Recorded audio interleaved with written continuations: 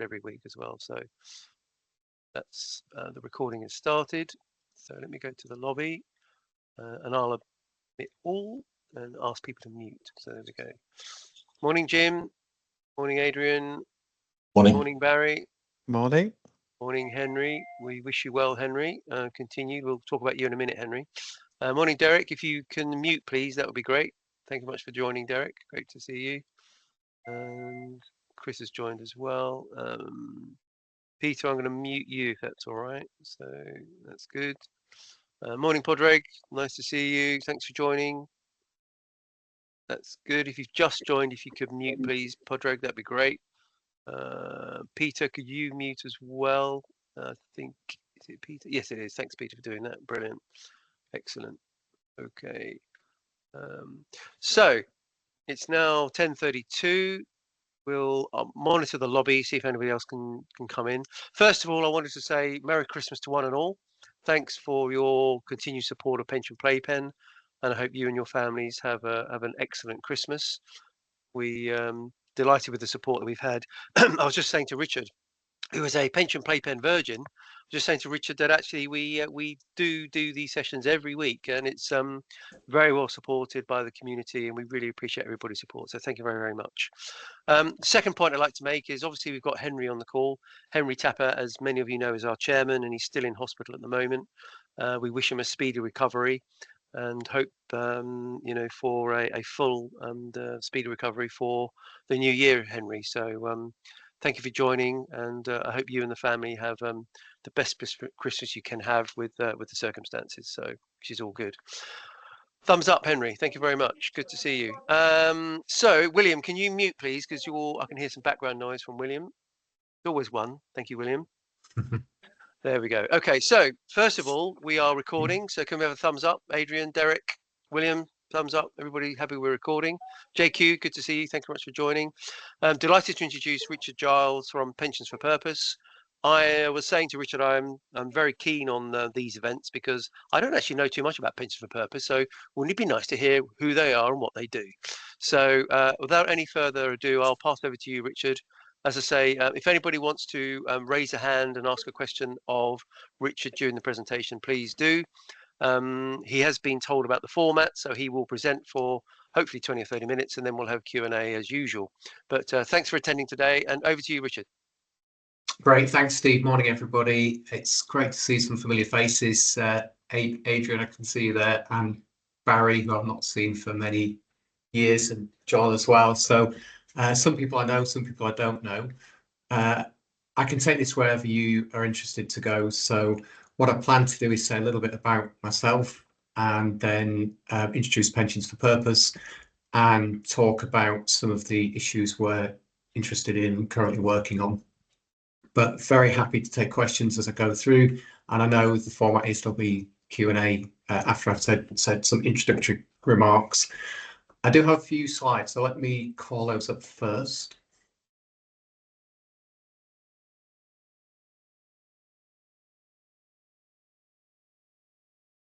Okay, can everybody see those? Yep, I can see that. Yeah, you might great. have to put it in slideshow mode, I guess. But yeah, are you in slideshow mode? No, let me. Let's make it a bit bigger, maybe.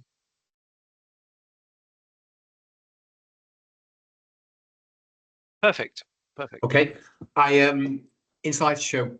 I can't see the hands up, Steve. So just give me a shout if anybody. I'll be your wingman. I'll be your wingman. Thanks so much. Okay, so let's get going. So yeah, a little bit about me. So I've worked in pensions for 30 plus years. I'm a qualified actuary. I worked for Mercer for the first 17 years of my career, and then was a partner at PwC. I then ran the teachers' pension scheme up in Darlington for 3 years, and following that, I decided I wanted to get involved in sustainable investing, and met with the chief executive of Pensions for Purpose, and have been working for Pensions for Purpose for 18 months, which I'll come on to explain what we do. I'm also a trustee at the United Utilities Pension Scheme, and in fact, they have 2 schemes. They've got their own scheme plus a section of the electricity supply pension scheme. So Pensions for Purpose Just move that forward. So pensions for purpose is, if I just, yeah. Well, let me just say a little bit about pensions. So pensions, in my view, are unique and very special in that they're clearly long-term investments and they're multi-generational, and arguably they're a social contract between current workforce and the retired workforce, and they have a particular focus on outcomes for members rather than a commercial focus. So as I say, I think they're a unique and special vehicle.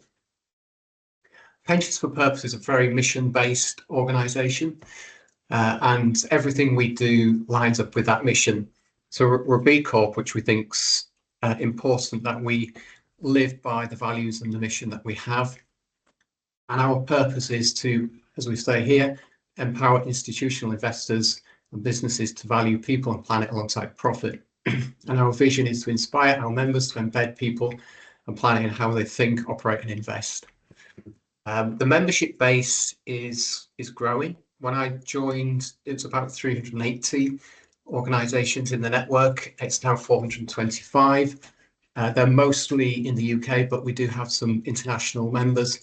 And it's a mixture of pension schemes, pension trustees, advisors, consultants, and fund managers in the network. And there are 1,400 individuals on our database that get invited to events, a little bit like the Playpen. We do about 50 events a year, so pretty much one event per week.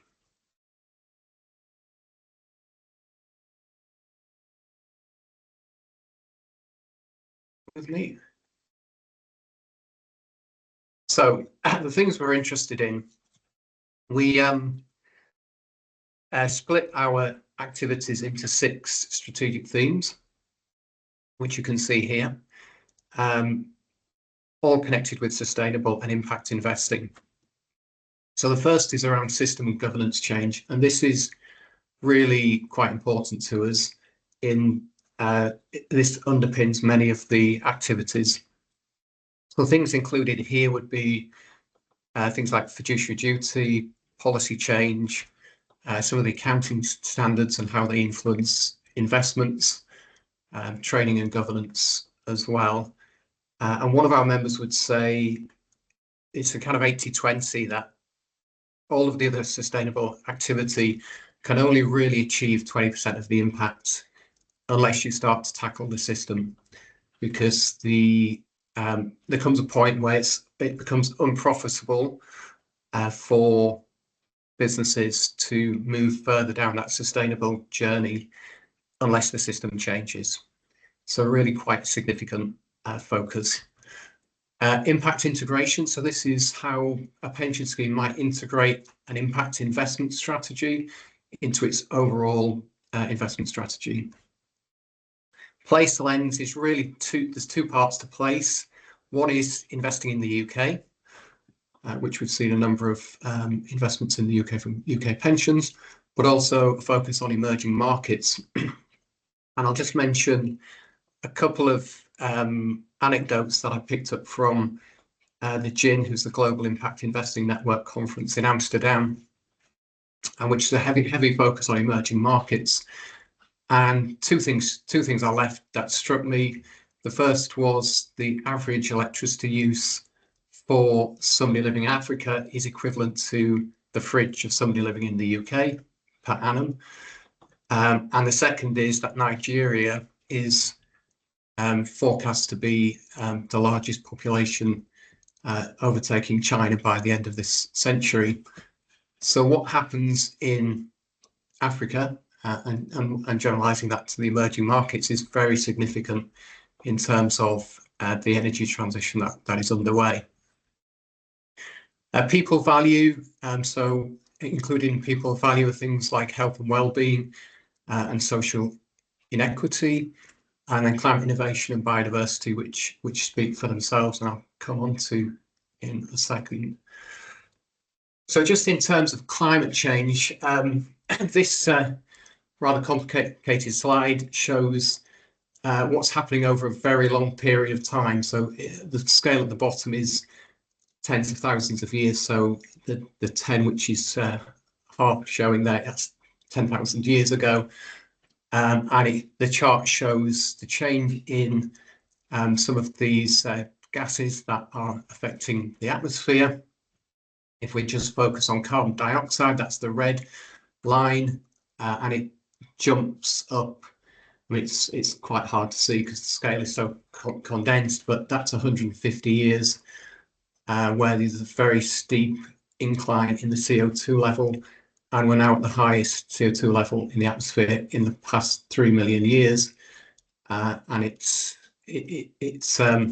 one thing that I find interesting is to well, I noticed that some of you know Leanne Clements, who works for People's Pensions, but Leanne on her LinkedIn profile quoted her date of birth as 327 ppm.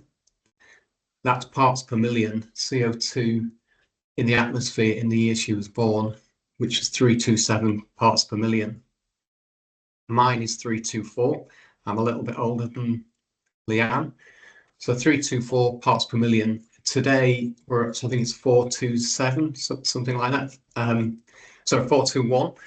So 421 parts per million. So in my lifetime, the parts per million CO2 in the atmosphere has increased by 97. And that's increased, the rate of increase is increasing. The previous 55 years, that's how old I am, it increased by 22. So prior to my birth, increased by 22. While I've been alive, increased by 97. So you can see that the pace of the change is increasing. And actually, despite all of the efforts to decarbonize and net zero and what have you, the increase in CO2 is still going up at 2 parts per million each year. So we haven't started to impact onto that. That obviously affects temperature rise. So the top line here is temperature rise over that period, and it's hard to see because the scale is so condensed, but there's a 1.5 degrees C rise in the last 150 years, which mirrors the increase in the CO2 over that period. And the temperature is at the highest level for the last 125,000 years. Humans have been successful for, I think the scale is there, about 12,000 years, which is the Holocene. And that's the period when the temperature has been in a range, and it's varied by about 0.5 degrees C, up or down from about 13 degrees C across the globe. But that's been the ideal temperature for humans to thrive, and we're now breaking out of that. So I'll just move forward. We also focus on nature and biodiversity, and again, in my lifetime, there's been a reduction in biodiversity of about 70%, and that's very significant from an economic point of view. If you were to value the services provided by nature, which includes clean water, healthy soil, pollinators, clean air, in the impact on the economy, that would place a value that's 4 times bigger than the US economy. I think it's 125 trillion US dollars of those services provided by nature that are underpinning and foundational to our economies. And nature has declined by 70% in the last 55 years. So clearly a concern. And the third issue I was just going to highlight for you is social inequality, and really bring this home to, here we go, to UK pensions. So one of the things we've been focused this year on is the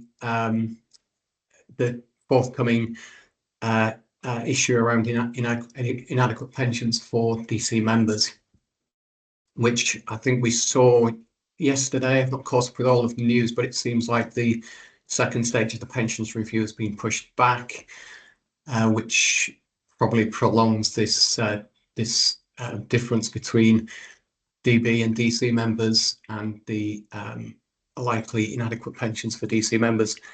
We've focused specifically on a combination of inadequate DC pensions and also the generation who are more likely to be in rent. So if you retire and don't own your own home, you obviously need to cover those rental costs. So broadly equating all of that out, if you're in rented accommodation, you need an extra 9% into your pension a year from the age of 22 to cover those costs, which is already alongside an inadequate DC contribution. So you can see the issue. I don't need to tell this audience what that issue is. And these things all interconnect. So I was just going to give, by way of an example, if climate change is increasing the desertification in sub-Saharan Africa, that is leading to people being forced to move home. That leads to more migration, let's say up through Turkey into Germany. That affects the, which we're seeing at the moment, the political situation in Germany with the rise of populist parties who are more likely to be interested in protectionist economic policies and less likely in investing in the energy transition. That you can see that where that's going, that then leads to more climate change and leads to further issues. So these issues are all interconnected. So just a little bit about pensions for purpose. So the reason that organisations want to join pensions for purpose, really, there's 3 or 4 things. So the first I'd say is it's a way to connect with other organisations in the UK pension sector that are leading the way in sustainability and impact investing. And that can be useful for building pipeline and ultimately sales and growing a business. So it's definitely, particularly for fund managers, definitely, one of the benefits is increasing network, growing pipeline, and winning new mandates. There's also a lot of people want to join to learn. So we have an amazing depth of resources available on these issues. So we get members who join because they want to learn, and others want to be seen as leaders in this industry, and so they'll join to share their experience and take a leadership position in sustainable investing. And really what we're all about is moving from intention to action. So we want to see more investment in impact. We want to see more schemes considering sustainable issues in what they do. So in terms of the membership base, just on the pie chart on the right is a split of the membership base between the different types of organisation, and I kind of think of it as a third. So a third are asset owners, so pension schemes themselves, a third are consultants and advisors, and a third are fund managers, with a smattering of other organisations, academic, professional bodies, media, so on and so forth. And then on the left here, we've got some quotes, which I won't go through, from members about the value they get from being part of our network. So the first one is from a boutique manager called Webb. They're an impact-only public equity manager. The second is from Jupiter, who we've done a lot of work in the last couple of years with. They're particularly focused on DE&I and that people theme that we have. The third one down is from LCP. LCP are a community partner doing a lot of good work around Policy Advocacy and Climate Change. And the fourth is from Brunel Pension Partnership, who are leading the way in sustainable investing in many ways. So who we are, we're actually a very small team. So there's 15 of us, but that in itself is not a true reflection because the number of people work part-time for pensions purpose, including me. The organisation was set up by Karen Shackleton. Karen's probably known to some of you, certainly if you work in the LGPS. Karen's worked most of her career in the LGPS, very well known in that market. And then the chief executive is Charlotte O'Leary. Charlotte's background, well, Charlotte's training is as a psychologist, but her background is in the fund management and consulting, investment consulting businesses. So yeah, there we are with our beautiful pictures. If you'd like to join, we'd love to grow our membership and increase our impact. Just contact Stephen here. You've got contact number. I'll share that afterwards, or contact me. It's a simple process to sign up. If you're a pension trustee, there's no charge for joining. If you're a fund manager or a consultant, there is a charge, but it's a tiered basis, and in my view, relatively modest and good value to join. And I just want to leave you with two thoughts. The first is this concept of double materiality. So double materiality works as follows. The first is what we're all used to, the impact of the planet and some of these ESG risks on on business and our investments, which pension schemes have been thinking about for a lot of time. So that kind of inward facing, how do these risks affect the investments that I'm holding? The second leg to this is the outward. So what impact is my business or my investment having on the planet and society?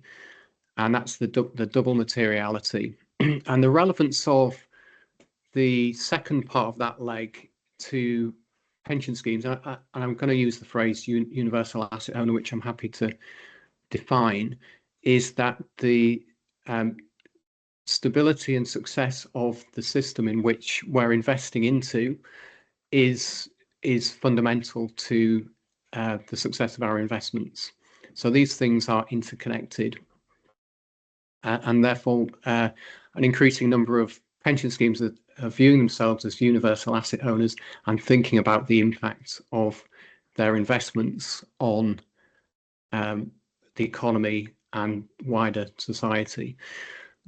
And I know that kind of comes into conflict with fiduciary duty, and that may be a topic we want to talk about today. But that's an increasing kind of thought process that schemes are going through. The second thing I want to leave you with, which is a book that some of you may be familiar with, called Moving Beyond Modern Portfolio Theory, which really expands on that universal asset owner, double materiality. And the author's conclusion is actually the most significant thing for long-term investors like pension schemes is the stability of the system, and therefore contributing to the stability of the system is the most important thing a long-term investor can do. And the levers not only include the types of investment you choose to invest in, but how you use your voice, either in stewardship or in policy advocacy, becomes very important for a long-term investor. So I'm going to stop there, and I'll maybe just come off sharing here so that I can see you all. Thank you very much indeed, Richard. That was a very interesting introduction to the organisation. Obviously, there are full-time, part-time, and volunteers involved with the group, which is great. Adrian, you got your hand up. Let's start with you. Hands raised. Would you like to ask a question or make a point? Yeah, thanks, Richard, and very good to see you again. I was interested. How are you measuring the success of pensions for purpose? How do you kind of keep track of? I guess it is quite difficult to readily evidence, right? Your cause and effect, but what's your kind of thoughts on that? Yeah, I think it's not easy. We obviously we consider growing our membership as increasing the impact that we're having. So that's the metric that we focus on. Attendance at events as well. So I think we've had more than 1,000 people attend our events this year. But ultimately, it's about having more investment in sustainable things that have sustainability. And I mentioned earlier, we're part of the Global Impact Investing Network, and they measure AUM for impact investments globally. Okay. And I think it's what's the number? I think it's 1.6 trillion globally, which is a big number. It's a big number, but it's a small number when you can set that aside. All of the investments. So it's something like 1% of AUM invested around the world is invested in impact, and we want to make our part from the UK of impact investments. So I don't think we've measured that to date, but I expect next year the GIN are asking if we can use their survey methodology because there's obviously certain questions you need to ask to, understand what's a genuine impact investment. But can we join in with them and identify the size of the AUM in impact investments in the UK? So that's ideally what we'd like to do, and that's the measure of success. In fact, Karen, who I mentioned, is our founder. She says, "I'll retire when 5% of the UK pension schemes invested in impact." So that's a very personal success measure she's got. Thank you. How far away will that be? That's a question, isn't it? Yeah. Well, yeah, She's I think she's retire at 88. Yes, she's got a date in mind, and I don't think it's 88. I'm sure she has. If you'd like to ask a question of Richard, please raise the hand. Obviously, I think I was intrigued that obviously trustees can join for free, but presumably if you're an actuary, a consultant, a member of the DWP or PPF, can government agencies join Pension for Purpose? And if so, is there a rate? Is there a fee for that, or is there not? I think regulation government agencies are also free. So it's really the commercial organisations that are we charge. So consultants, we do charge professional trustee organisations if they join as a firm, but we don't charge individual trustees to join. So yeah, fund managers and the consultants, the commercial organisations, we charge. Okay. I mean, we were talking earlier about the number of presentations we do in Innovate with Pension Playpen. I think the important thing that we learn here is that actually we cover a wide multitude of providers and schemes. So you're obviously, so we represent DB, DC, Master Trust, Group Personal Pension, Auto Enrollment, CDC. We had Terry Pullinger on fairly recently on that sort of side of things.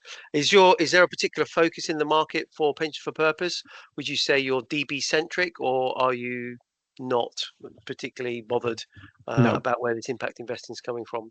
No, we're not. We're all of market. The history was LGPS. So when Karen set Pensions Purpose up in 2017, I think there were 17 LGPS funds joined from her network, but these days it's DB, DC, the Master Trusts, LGPS, and increasingly insurers as well, who obviously pensions money is moving to the insurance sector. So we're working with the BPA insurers and some broader insurers, Lloyd's Market, and some of the non-life insurers as well. And there are also a handful of endowments and foundations in the network, and that's an area that we may look to focus on as well.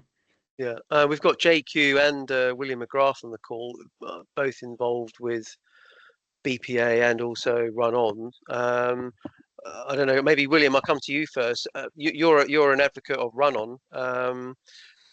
Does this sort of initiative help you and help your marketplace? What do you think, William?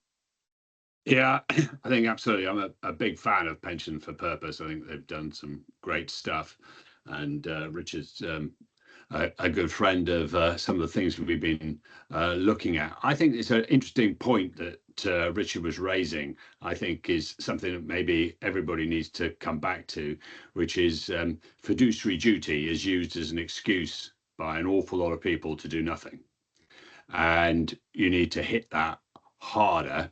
And I think I may have come up with I think it's an excellent piece. If anybody's not read it or seen it, by a chap from Wilberforce Chambers called Lashman, Ram Lashman, who's summarised the whole subject very well. And one of the things he picked out was that there's plenty of precedents for people using the government using incentives like it used to with ACT to change the framework. And I think the thing, if you can show that actually the government could, and I think this is maybe one of the key things that it could do now, is use, particularly in light of yesterday's comments that you referred to, Richard, that to use DB surpluses to fund DC contributions now. Get on with it. Use DB surplus to fund DC contributions. That would be tremendous. And you could link it to putting more money into, if you're going to get them tax free, which is really the objective. If you can do that, then you've got to put a certain proportion of your assets, both the DB and the DC scheme, into impact or into productive assets. So basically, I think there's a real opportunity for government to pull a few threads together here, but ultimately it's going to get nowhere. And I think this is, Richard, you might come back to on this, is it's bloody difficult to, when everybody, the trustees wring their hands and say fiduciary duty as if anybody's ever been done for ignoring it. And it needs addressing, because it is just a get out of doing anything excuse, really, quite a lot of the time, when it could be addressed. So my thought is, it's very dynamic. Pension for Purpose doing a lot of good stuff, but there is this underlying thing, in spite of all the legal advice, that it's just not nailed. Yeah, I'm happy to comment on that, William, if you like. Because I agree with you. It's a big deal. I attended a workshop that Share Action held 3 or 4 weeks ago, and it was a senior group of professional trustees in the room, and I won't kind of name names, but I kind of went into they went around the table to begin with and said, what are your views on fiduciary duty? My opening comment was, I don't see what the fuss is all about, because it's kind of obvious to me that these long-term systemic risks are entirely right for pension trustees to take into account. In fact, not taking them into account would seem to me to be at odds with fiduciary duty. However, there were about half the people in the room that felt exposed by taking into account climate or biodiversity loss or social inequality in their investment thinking, despite the legal issues, the legal advice. So I came away. We kind of had the discussion in the workshop, and I kind of changed my position. My position to start with was, I don't think we need to go back and clarify this, because it's quite clear to me. But actually, having heard the other trustees, if a senior experienced group of trustees have mixed views on this, and some are concerned, then it clearly still is an issue. And I think we do need to do more to clarify it once and for all. And it may, unfortunately, it may need the government to get involved and make it clear what is possible. My little tweak to that really was that if you use a financial incentive, like a tax incentive, you can make it a lot easier for trustees to get off that angst hook, and if they get off that, then all the other issues become much easier to address. So if there's a clear incentive to do it, it changes the analyses that are being done, and I think that is really would be a real positive. So you have the government could go back and change definitions of fiduciary duty, but that we're talking lots and lots of happy legal time and forever. But why not just use sums to make the make the answer different? You know, you don't get the incentive unless you actually start making some impact investments. Yeah. No, absolutely. That's another way to skin the cat. I can see Padraig wants to come in, but I'll just make another comment on what you were saying, William. And obviously, we've spoken quite a lot in the last 12 months or so. There is another issue with the insurance versus runoff discussion, which is the regulatory regime is clearly very different between insurance and occupational pension schemes, and in some ways more constraining if you move to an insurance solution around sustainability because of the solvency requirements. So that is, and we've had workshops with the BPA insurers around this issue. So I think that is a relevant factor for pension schemes thinking about should we run on or go to insurance, is you're into a different regime and that impacts sustainability questions. But Padraig, did you want to come in? Yeah, thank you very much. I've got just a few points. I mean, you have both just spoken of taking account of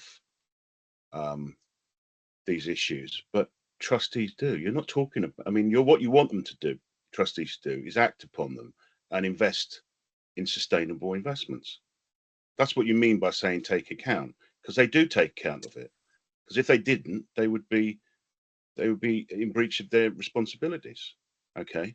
So I think we need to be a bit more tighter in what language we use, because it's often used to obfuscate the matter in the first place. And I'd always rather call a spade anyway. Secondly, William, your point about tax incentives doesn't absolve trustees of their fiduciary duty. And if people are going to chase tax incentives rather than doing the right thing, then they're not following their fiduciary duty anyway. I'd have been absolutely abhorred if someone had suggested that to me when I was a trustee, that it's okay, you could do it because there's a tax incentive, there's a kickback for doing it. Oh, that's wrong as far as I'm concerned. Okay. No, that's not quite what I've got that point I wanted to make as well. If you just let me finish. And then the thing that's, there's so much focus on what the government wants institutional investors to do, channel money into productive finance, as they want to call it now. But how much work are they doing on trying to make sure that the structures that they're going to be invested in are going to be satisfactory or even attractive to the institutional investors? The reason that George Osborne's whole process failed is because they just said, build it and they will come, but they didn't make the instruments attractive for long-term, very long-term investors. And that's why it fizzled out and the assets got sold off at pennies in the pound just in last year or the year before. So can we address those, if you don't mind? I'm happy to answer that on the, clearly the incentive is only one factor, but at the moment my point was designed to show that actually it is a factor. And when you actually start looking at your fiduciary duty as a package of proposals, which obviously the where you're going to put the money is one of them, but the other feature is what is it going to do? The thing I've been spent several years now trying to get people to do is to improve pensions for pensioners, which is use of discretion. One of the factors here is to balance everybody up. Now, clearly we're picking on one feature of it, but the total idea is a package of proposals which makes it easier for everybody to play. Clearly the trustees have got their overall responsibility, not decrying that for one moment, but I do say they need to, there is areas like not using it as an excuse.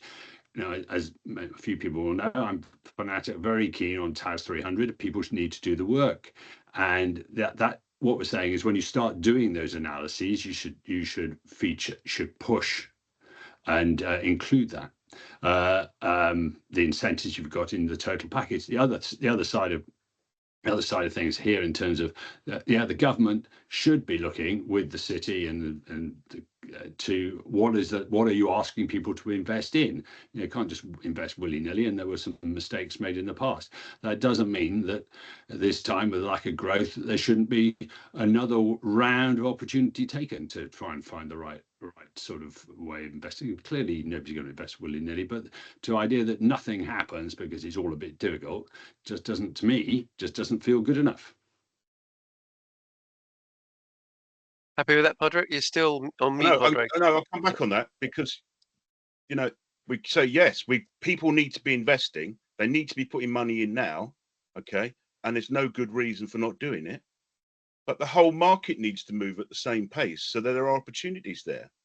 Why should institutional investors be asked to take excessive risk just because that's what the government or certain lobby groups want to see? I mean, it's going to become more difficult anyway when the change of administration in the States, because that's going to have a massive impact on global asset management anyway.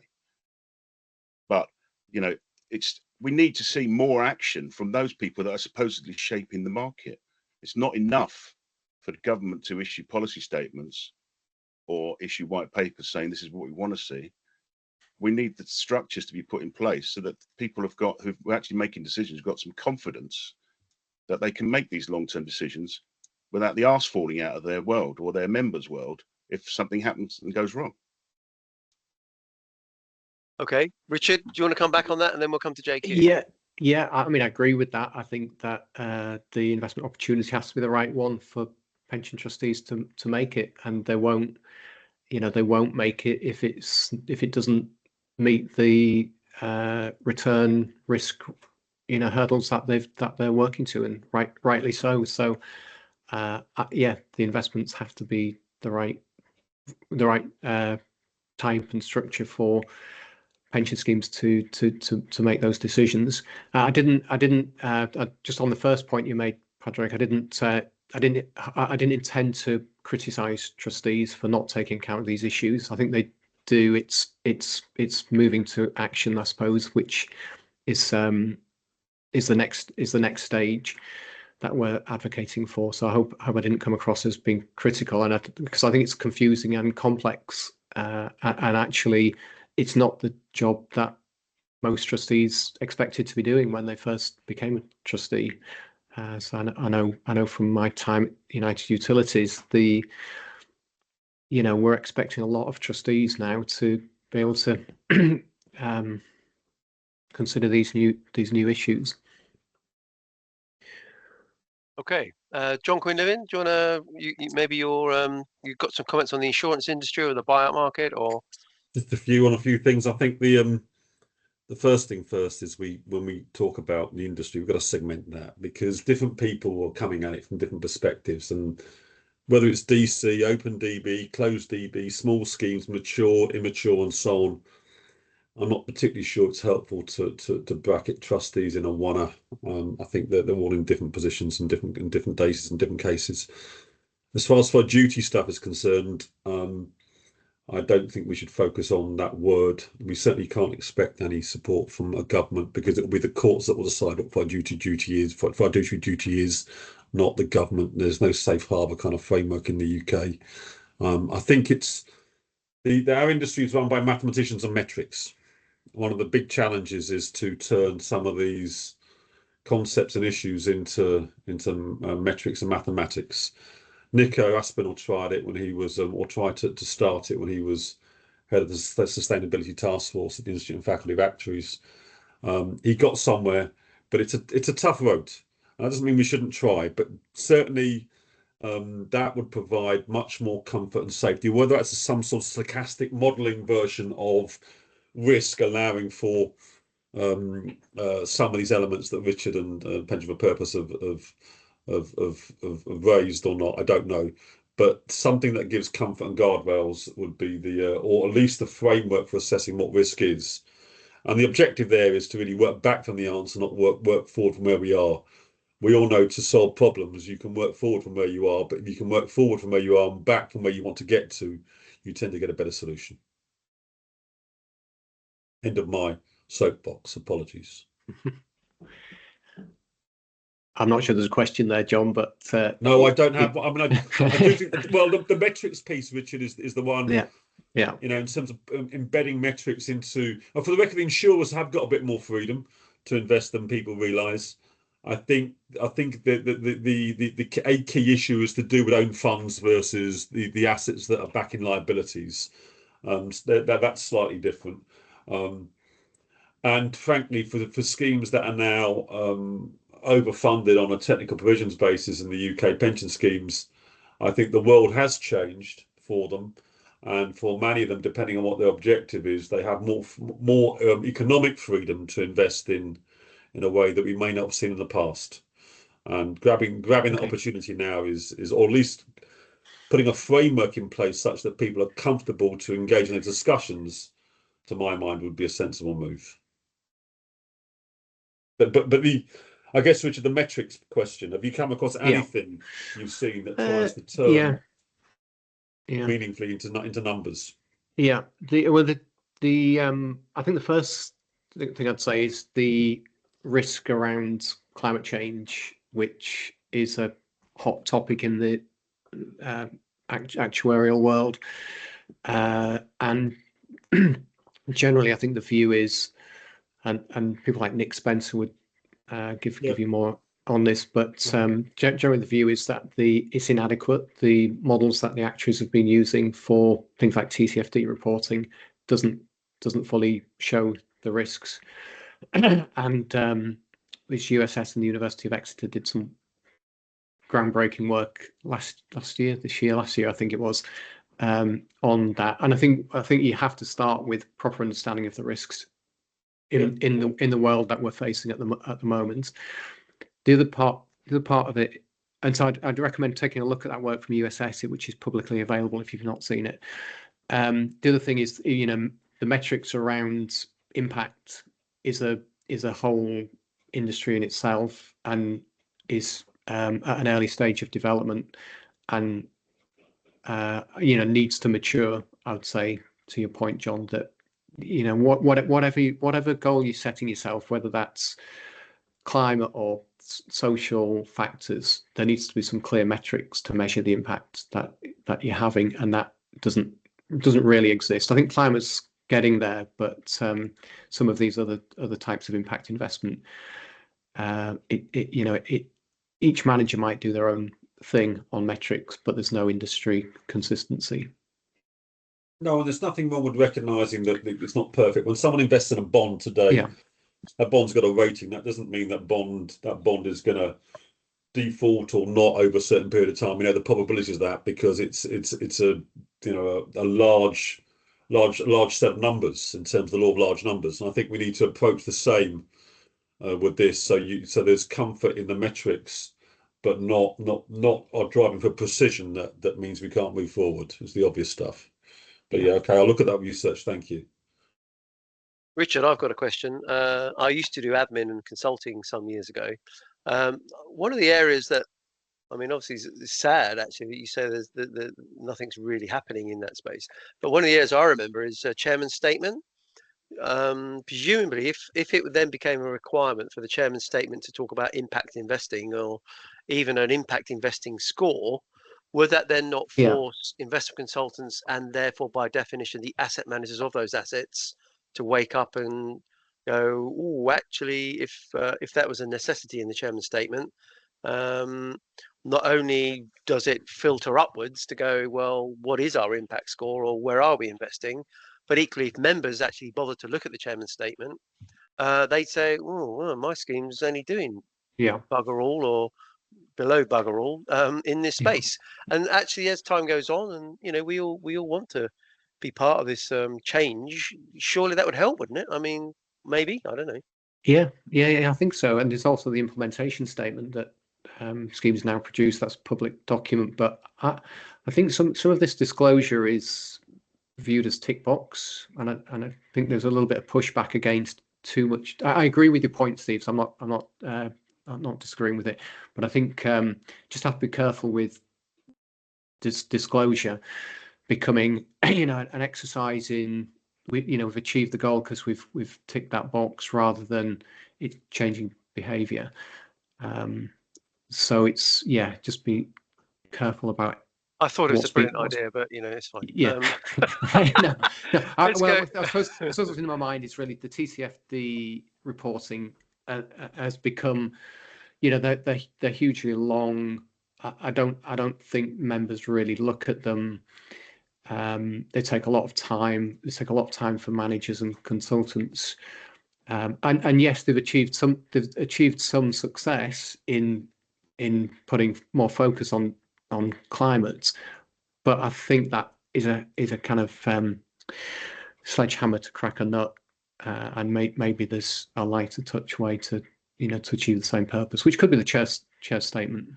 Yeah. Okay. Well, thanks. Yeah. Peter, you've got your hand raised. Do you want to unmute Peter? Yep. Yes, sorry, just picking up on that last point.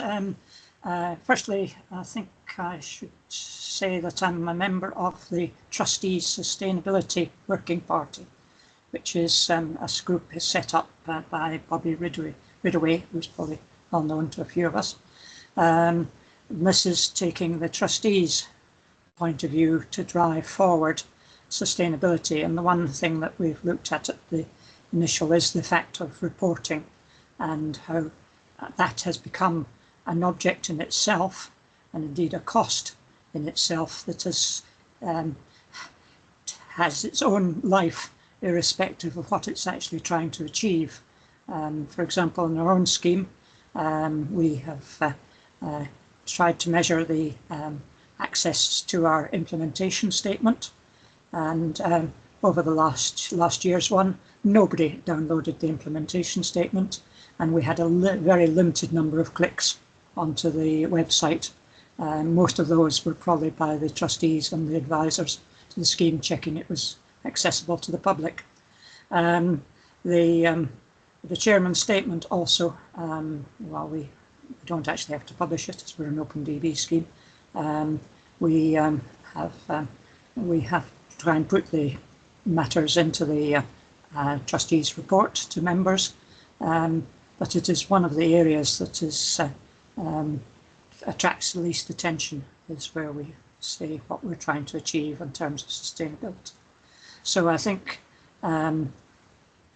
what we need is a mindset that this is what is going to impact onto our investments and ultimately your pensions in the future. And this is how we're doing it. And yes, fiduciary duty is an issue, but it's not really an issue for the trustees. They're quite happy about it. It is the ones where the advisors to the trustees are using it, if you like, to caveat. I think from the point of view of smaller schemes, I think we have to really encourage the existence of pooled vehicles for specific purposes, that the scheme can invest a proportion of their assets in a particular pooled vehicle with a particularly good aim, and that the quality assurance on the pooled vehicle is probably going to be the most critical thing. So that was just my comments. Sorry. Yeah. Thanks, Peter.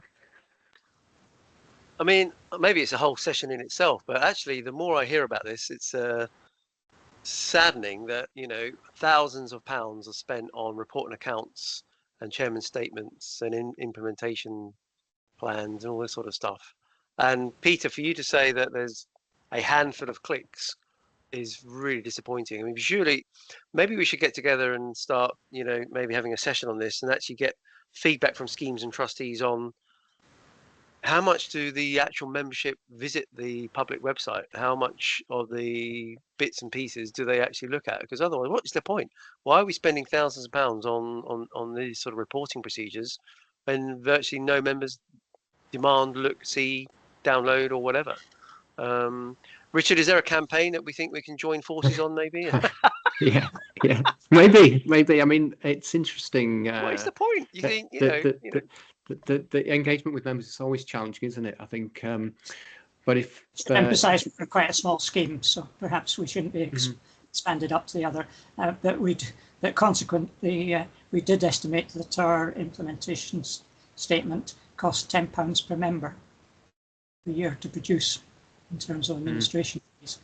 Yeah. And you've got 5 members, Peter. Well, no, we have a few more than that, but 600.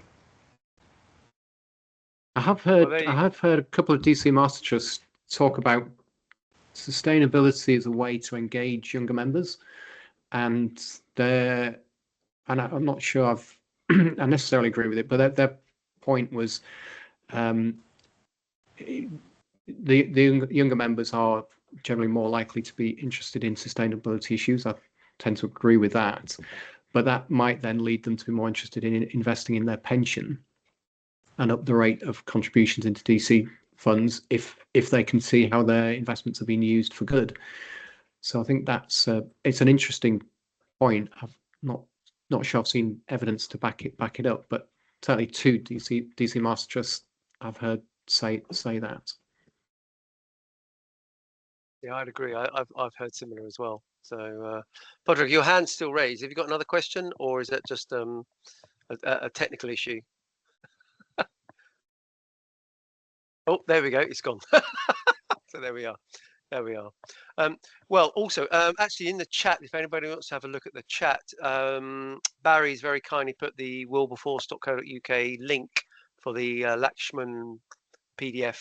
So if anybody wants to look in the chat link, that's very kind of you there, Barry. So thank you very much indeed. Richard, we're getting to the close now, and I think that was an excellent session. And good luck with Pensions for Purpose. It's got legs, as they say. And you're obviously being funded by big chunks of the industry. And if anybody here would like to join, please contact me or Henry. We can give you Richard's details. But I wish you success for 2025 and beyond. We do need to make a difference. We do need to join together. We do need to improve impact investing. I mean, well, we need to save the planet. I've got a 9-month-old granddaughter, and you go, well, what's that parts per million going to be when she's 50? So it's a long way off, I know, but it sounds like the brakes are on, but maybe not as hard as they need to be. But it's a great cause and a great group, and I wish you success with it, Richard. Thank you very much. Thanks, Steve. If anybody wants the slides, is it okay if we share the slides, Richard? If anybody wants to share the slides, again, email me or send them through. That'd be great. Yeah. So that's good. Fantastic. Okay. Just to say thanks for the opportunity, Steve and Henry as well. Thanks. It's good to have we're keen to promote our messaging, so appreciate everybody's time and you inviting me to join you today. Not at all. No, it's been a great session, and I really appreciate your time and your input. So to wrap up, it basically means this is the last Playpen of 2024. I think our next one's going to be the 7th of January. So we look out for invitations for the 7th of January. All that's left is to say thanks to Richard for his presentation. The video and the podcast will be up later today. Thanks to all of your input, not just today, but actually through all of the Playpen sessions this year. It's been a fantastic year. We've had some fantastic events, and we really, really appreciate everybody's input, including Richard's, obviously. And wish you and your families a very, very Merry Christmas and a happy and prosperous New Year. I really pray for Henry and his family that Henry, you have a speedy recovery, and we'll hopefully get you back in the new year, because people miss you, and they miss your input, and they miss your activity on LinkedIn. And you're a great guy, so we wish you a speedy recovery. We also pray for peace in the East and peace in the Middle East, as we always say. And please have a great Christmas and a great New Year, and we'll speak again very, very shortly. And have a great time. So thanks for joining, and lots of virtual claps, Richard. So there you go. Thank you, Peter. Virtual claps for Richard. So thank you very much indeed. Appreciate it. Thanks all. Nice all right, to see you all. Take Bye. care. Thanks a lot. Bye. Take care. Bye. Thank you. Bye-bye.